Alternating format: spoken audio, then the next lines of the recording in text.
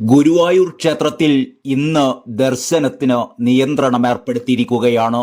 ക്ഷേത്രക്കുളത്തിൽ അഹിന്ദുവായ ഒരു വനിത ഇറങ്ങി video shooting നടത്തിയതിനെ തുടർന്ന് ആചാരലംഘനം നടന്നതിനാൽ ക്ഷേത്രത്തിൽ ശുദ്ധികർമ്മങ്ങൾ നടക്കുന്നത് മൂലം രാവിലെ 5 മണി മുതൽ ഉച്ചവരെ ദർശന നിയന്ത്രണം ഉണ്ടായിരിക്കുമെന്നാണ് ക്ഷേത്രം അഡ്മിനിസ്ട്രേറ്റർ അറിയിച്ചിരിക്കുന്നത്.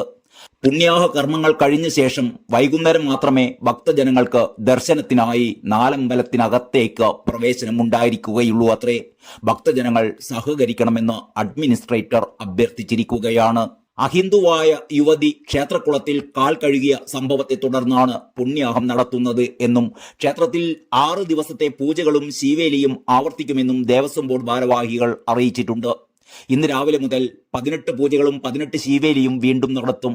സോഷ്യൽ മീഡിയ ഇൻഫ്ലുവൻസറും ബിഗ് ബോസ് താരവുമായ ജാസ്മിൻ ജാഫർ ആയിരുന്നു റീൽസ് ചിത്രീകരണത്തിനായി ഗുരുവായൂർ ക്ഷേത്രക്കുളത്തിൽ ഇറങ്ങിയത്. ജാസ്മിൻ ജാഫർ എന്ന ഇൻസ്റ്റഗ്രാം അക്കൗണ്ട് വഴിയായിരുന്നു റീൽസുകൾ പോസ്റ്റ് ചെയ്തിരുന്നത്. ശ്രീകൃഷ്ണ ഭഗവാനെ ആറാടിക്കുന്നത് ക്ഷേത്രക്കുളത്തിലാണ്. ക്ഷേത്രത്തിന്റെ ഭാഗമായ പവിത്രക്കുളത്തിൽ വീഡിയോ ചിത്രീകരിക്കുന്നതിന് വിലക്കുണ്ട്. അഹിന്ദുക്കൾക്ക് കുളത്തിലിറങ്ങാൻ അനുമതിയുമില്ല. അനുമതിയില്ലാതെ റീൽസ് ചിത്രീകരിച്ചതിനെതിരെ ദേവസ്വം അഡ്മിനിസ്ട്രേറ്റർ പോലീസിൽ പരാതി നൽകിയിട്ടുമുണ്ട്. സംഭവം വിവാദമായതോടെ ജാസ്മിൻ ജാഫർ പരസ്യമായി മാപ്പ് പറഞ്ഞിരുന്നു. ആരെയും വേദനിപ്പിക്കാൻ വേണ്ടിയോ പ്രശ്നങ്ങൾ ഉണ്ടാകുമെന്ന് വിചാരിച്ചോ ചെയ്തതല്ല എന്നും അറിവില്ലായ്മ കൊണ്ട് തന്റെ ഭാഗത്തു നിന്നുണ്ടായ തെറ്റിന് മാപ്പ് ചോദിക്കുന്നു എന്നുമായിരുന്നു ജാസ്മിന്റെ പ്രതികരണം. എന്നെ സ്നേഹിക്കുന്നവർക്കും മറ്റുള്ളവർക്കും ഞാൻ ചെയ്ത ഒരു വീഡിയോ ബുദ്ധിമുട്ടുണ്ടാക്കിയതായും മനസ്സിലാക്കുന്നു.